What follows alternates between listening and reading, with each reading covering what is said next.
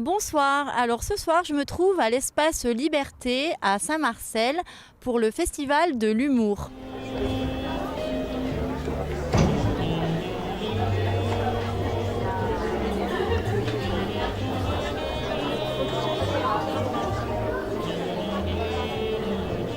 On va parler du festival Marcel qui remonte ses bretelles à Saint-Marcel-les-Valences. Bienvenue sur Mistral TV, nous allons accueillir Nicolas Devort pour sa pièce Dans la peau de Cyrano. Bonsoir. On va remonter ses bretelles ce soir avec vous, vraiment. L'histoire de la pièce, c'était qu'au départ, ça part d'une idée de l'envie de parler de Cyrano de Bergerac, de le faire découvrir ou redécouvrir. J'ai construit toute une histoire autour de ça, donc l'histoire de Colin, un petit garçon qui arrive dans un nouveau collège. Colin, il bégaye. Et Colin, on va lui dire qu'il va faire du théâtre pour soigner son bégaiement. Donc au départ, il n'a pas envie, parce qu'il est timide, parce qu'il a honte, parce que c'est toutes les problématiques de l'adolescence que j'aborde de façon drôle. Allez, vas-y, lève-toi, présente-toi. Bonjour, je m'appelle Colin. J'aime la musique et j'aime pas parler.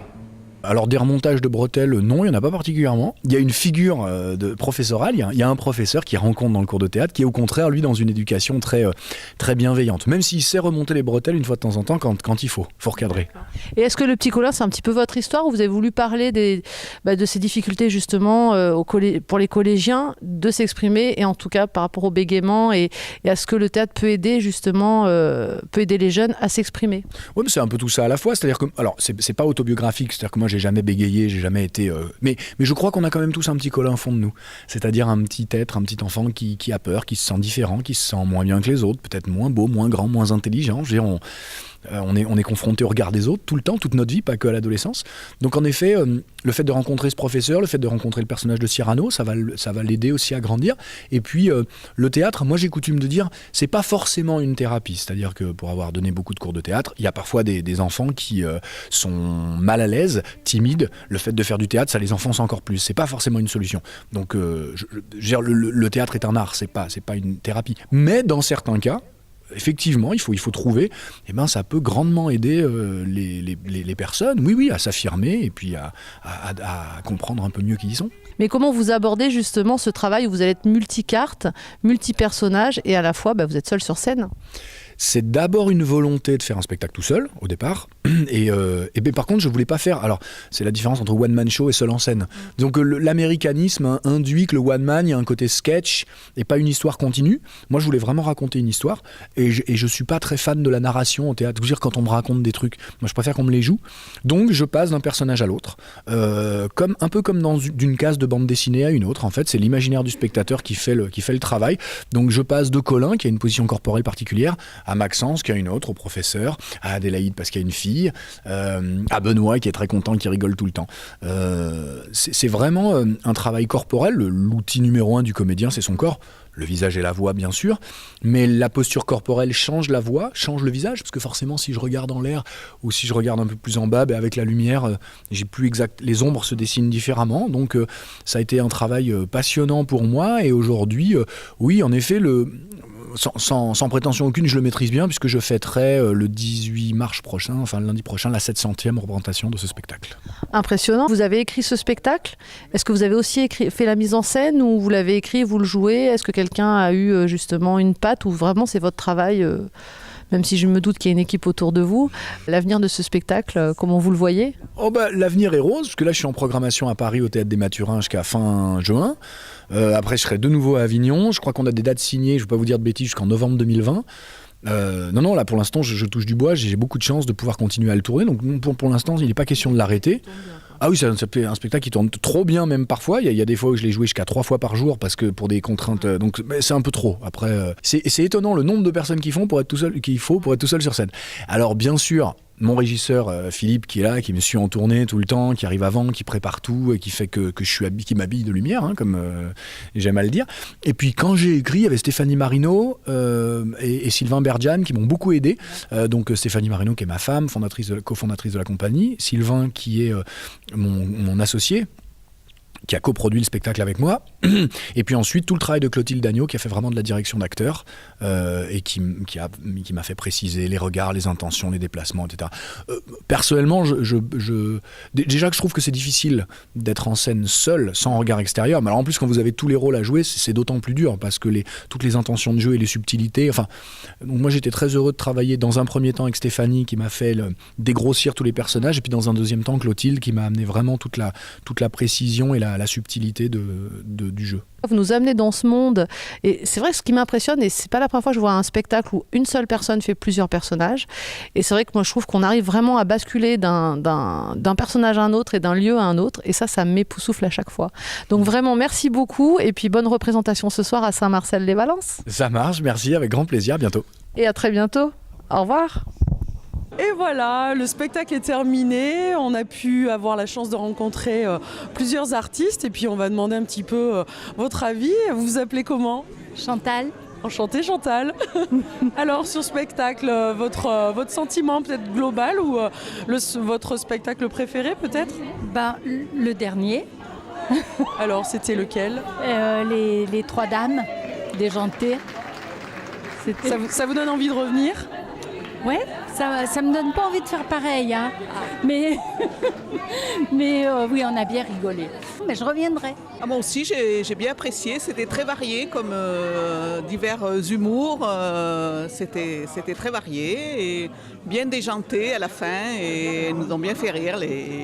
Ça m'a donné l'envie de revenir. J'étais déjà là hier, c'était formidable. Et là, ce soir, quatre tranches de vie formidables avec quatre types de spectacles. Vraiment du régal et du bonheur. Un très très bon week-end.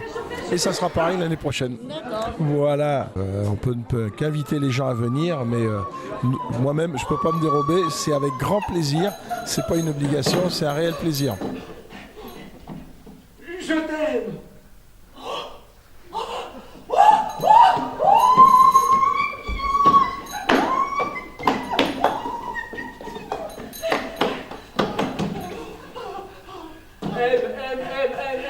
Lui dire tant d'aide. À la maison.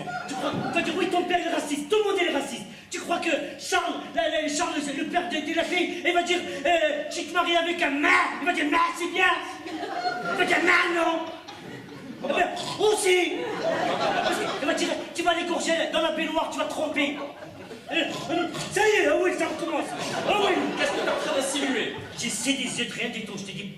T'es plus mon fils, sors de la maison, tu enlèves les babouches, tu dégages de la maison, sors. Oublie ton père, oublie ta mère. Ça cherche la conquête, ça les grenades en feu qui crament la baguette. Quand ça laisse pas ça s'envole et ça donne un homme d'état de plus pour dégueuler la tour à Cita. Oh, c'est quand t'étais petit, si tu te l'étais, fais clou-clou tes gaiements, tu serais moins con que tu l'es aujourd'hui. Je peux dire que tu ne serais pas président.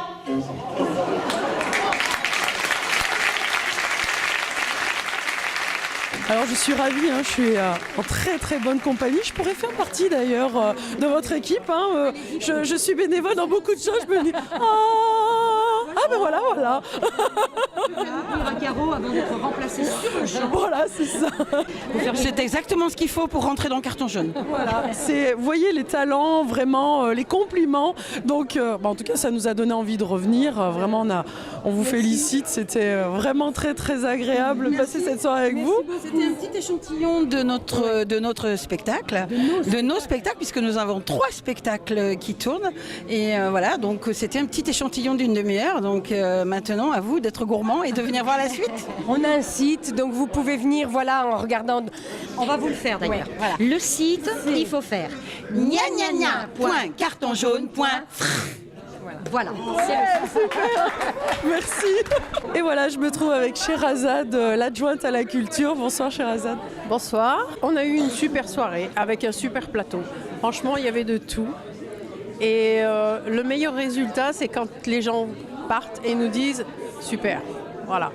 C'est la plus belle récompense. Puis on a rencontré plusieurs personnes qui ont envie de revenir, donc c'est quelque chose qui s'installe, c'est bien. C'est ça. Au bout de 5 ans, on commence à avoir beaucoup de gens qui reviennent régulièrement, qui prennent des renseignements, qui en parlent autour d'eux et puis qui ramènent du monde avec eux. On a toute la région qui vient et c'est génial. Bonjour Sacha, bonjour Céline, bienvenue sur Mistral TV. Nous sommes aux rencontres de l'humour de Saint-Marcel-les-Valences où nous venons de voir le spectacle Tour du monde en 80 jours. Donc j'ai la chance aujourd'hui d'avoir la personne qui a adapté le roman de Jules Verne et la metteuse en scène. Cette pièce a été adaptée il y a un petit moment déjà. Alors je vais vous faire une petite précision. En fait, moi je suis le co-auteur, c'est-à-dire qu'on est deux sur ce projet-là. Et lui, il n'est pas là parce qu'il joue à Paris la pièce, mais la même pièce, mais à Paris actuellement. Et on était deux à coécrire. Je dis ça parce que je ne m'approprie pas tout ça rien que pour moi. En tout cas, donc vous êtes deux, voilà. C'est une pièce mais drôle, excessivement drôle, avec beaucoup d'anachronismes. Moi, j'adore les parallèles que vous faites tout le temps, qui nous remet un petit peu au goût du jour ce roman de Jules Verne. Pourquoi cette idée, pourquoi cette envie d'adapter ce roman ? C'est mon co-auteur qui avait cette idée-là. Et on lui a donné une carte blanche pour écrire une pièce sur une pièce de Jules Verne. Il a choisi celle-ci. Et moi, je me suis lancé dans l'aventure avec lui, tout simplement. Justement, ce choix d'anachronisme et ce choix justement de rendre cette pièce en fait hyper, actuelle. Alors là, c'est notre humour à nous. C'est notre humour à nous. On voulait faire une pièce grand public et naturellement, quand vous faites de la comédie, il y a des choses qui vous viennent à l'esprit et nécessairement c'est l'actualité. Donc vous adaptez sur l'actualité. Alors, faut éviter à pas mettre trop d'anachronisme et trop d'actualité, sinon après la pièce perd son âme. On parle plus de l'histoire, plus de l'intrigue, donc il faut bien doser là-dessus. C'est une pièce qui se joue depuis longtemps sur Paris et peut-être aussi en France, je ne sais pas. Alors elle se joue depuis 2006 à Paris. Elle s'est jouée aux États-Unis, en Espagne, en Allemagne, à Abu Dhabi. Alors vous imaginez bien que là-bas, il y a certaines choses qui ont été censurées. Voilà. Elle s'est jouée à Nouméa. Oui, elle s'est jouée un peu partout. Ça fait quand même 14 ans, c'est ça, en 2000. Je vous laisse faire le calcul. Moi, j'ai fait des études littéraires. Voilà. Pourquoi cette envie justement de mettre en scène cette pièce ? Alors, c'est un peu le hasard, c'est-à-dire que je cherchais une comédie un petit peu relevée. Et j'ai pu avoir le texte par la SACD et découvrir l'écriture en fait de Sacha et de Sébastien. Et ça a été un coup de cœur parce que moi, j'adore ce décalage justement. Et aussi cette liberté en fait. C'est-à-dire que, comme il disait, je pense que chaque troupe s'adapte. Bien avant que la pièce se joue, c'est-à-dire autour d'un verre. Et c'est au 6e, 7e vers que j'ai commencé à sortir des choses très intelligentes justement sur le fait que chaque compagnie adapte la pièce avec son univers. Ouais, avec son énergie, voilà. Et donc à chaque fois, là je venais de découvrir un univers, une énergie différente. Alors ce qui doit être aussi très, très intéressant pour vous, c'est à chaque fois de voir ce qu'en font les metteurs en scène à chaque fois de l'écriture que vous avez eue avec l'autre personne. C'est vrai que ça doit être aussi à chaque fois, à la fois vous reconnaissez votre pièce, à la fois vous découvrez une nouvelle pièce aussi peut-être. Alors là-dessus on n'a aucune directive. On laisse une liberté totale aux metteurs en scène et aux comédiens. On veut que les gens s'approprient la pièce. Voilà, on n'est pas dans le répertoire de la comédie française. Il n'y a pas de didascalie en plus. En gros, un texte, c'est quoi ? C'est des répliques et ensuite des didascalies qui sont les indications de jeu, tout simplement. Et de déplacement, un tel prend tel accessoire, un tel disparaît, un tel se fait absorber par un vortex, halo de lumière. Ce qui est très facile à faire sur un certain. J'ai trouvé le décor très sobre mais très efficace. En fait, on est parti du principe qu'on allait jouer dedans, sans moyens. Donc on s'est dit, on va essayer de faire le tour du monde avec 2 caisses. Ce qui est le cas. Et en fait, on a misé sur les costumes et sur le tempérament des comédiens qui, effectivement, vont passer d'un chinois à un anglais, etc. Et du coup, ça fonctionne bien parce que juste avec 2 caisses, les gens se projettent facilement. En fait. Cette compagnie existe depuis combien de temps ? Depuis très longtemps, mais elle est sur Montélimar depuis une dizaine d'années. Et notre festival existe depuis 5 ans. Donc là, on commence un petit peu à faire parler de nous, à tourner dans la région. Et depuis combien de temps vous jouez cette pièce ? Alors, ça fait 3 ans qu'on la tourne. Vous avez des projets qui arrivent où on peut aller vous retrouver ? Pour retrouver cette pièce, il faut que je t'en parle d'ailleurs, on joue au mois de septembre, on rejoue cette pièce à Châteauneuf-du-Rhône. Le dimanche 22 septembre. Cette pièce a été très bien accueillie par le public de Saint-Marcel. Je trouve que les gens ont ri, vraiment, donc c'est quand même beau. Mais on n'a jamais fait de bide avec le Tour du Monde. C'est une bonne nouvelle. Après aussi, je précise, mais il faut couper ça. On a soudoyé une partie du public pour rien. Ouais, oui. Moi, j'ai pas été payé, j'ai rien eu. Hein. Non, mais... Et j'ai ri fort. Hein. C'est la dernière fois que je t'emmène. Mais non, mais tu m'avais dit. Non. Hors caméra, là, on a dit on coupe, hors caméra, c'est off, là, c'est off. Une caméra. Mais c'est off. Ma carrière est foutue à cause de toi. Ouais, bon, bah écoutez, en tout cas, si vous revoyez Le Tour du Monde en 80 jours, venez. C'est superbe, c'est une belle pièce, très bien écrite, vraiment. Et elle joue à Paris, hein. Oui, alors en ce moment, voilà, elle se joue où à Paris en ce moment? Au théâtre de la Tour Eiffel, donc pas très loin de la Tour Eiffel, comme son nom l'indique. et elle se jouera très certainement un peu ailleurs au cours de la saison, très certainement. Voilà. Donc c'est un spectacle tout public. Alors, vraiment tout public, c'est l'avantage. C'est-à-dire que les enfants peuvent venir et les adultes vont entendre autre chose. C'est-à-dire qu'il y a différents. Il y a deux différents. Moi, je dirais même 3 parfois. Ouais, aussi. Parce qu'il y a vraiment un deuxième, voire un troisième degré et qui nous fait éclater de rire à certains moments.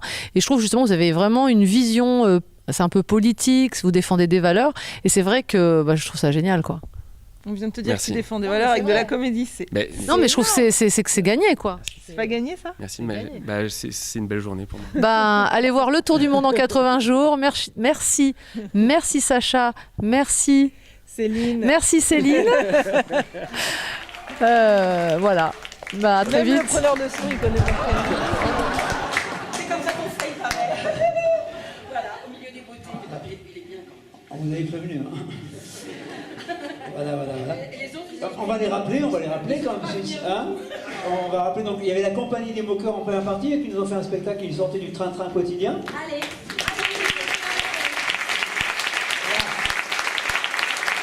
Martine, Olivier et Jean-Marc. Je ne l'ai pas vu avec. Merci pour eux. Merci. Ensuite, on avait donc Dames et Mules et Monsieur Mo, qui en connaissaient un rayon sur le vélo. Ou qui sont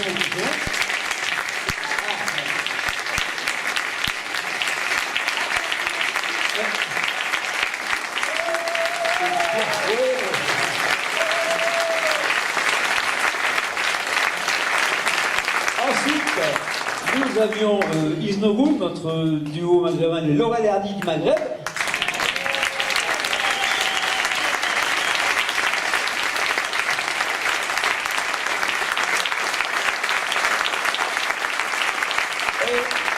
Et enfin, nos 3 petites cochonnes à qui on casse la volonté la baraque.